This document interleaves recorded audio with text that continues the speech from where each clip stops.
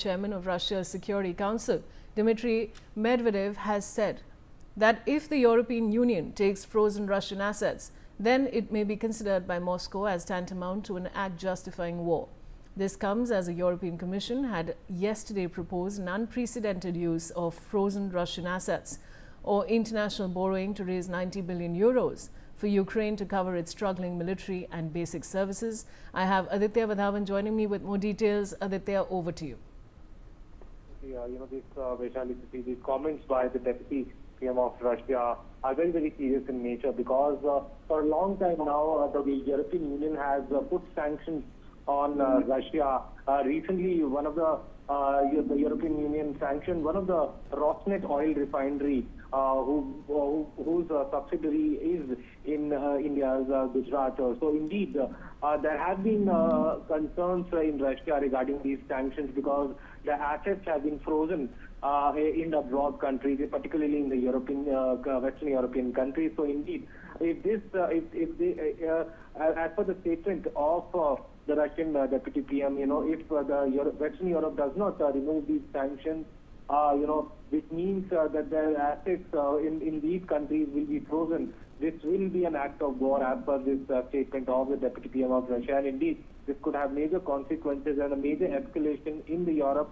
So considering the fact now, already the Europe is embroiled in a major conflict, due to this Russia-Ukraine war.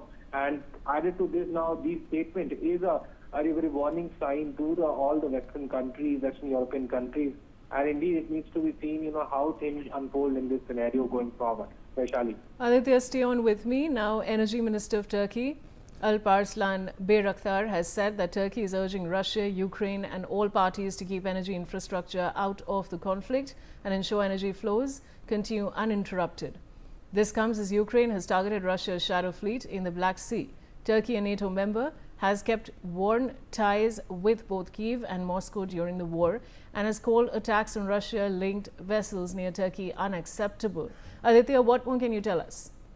Well, absolutely. Indeed, all these, this is very rightly pointed out that the energy and war should be kept aside because, considering the fact that Russia is an epicenter of the energy infrastructure. If you see the Nord pipeline, all these energy pipeline, gas pipelines, if you see, are done through Russia. And indeed, even the European Union at this juncture, the Western European countries are also dealing with Russia by, buying oil and gas and a subsidized rate. So indeed, and on one hand, India is being, discouraged to lessen its reliance on the Russian oil.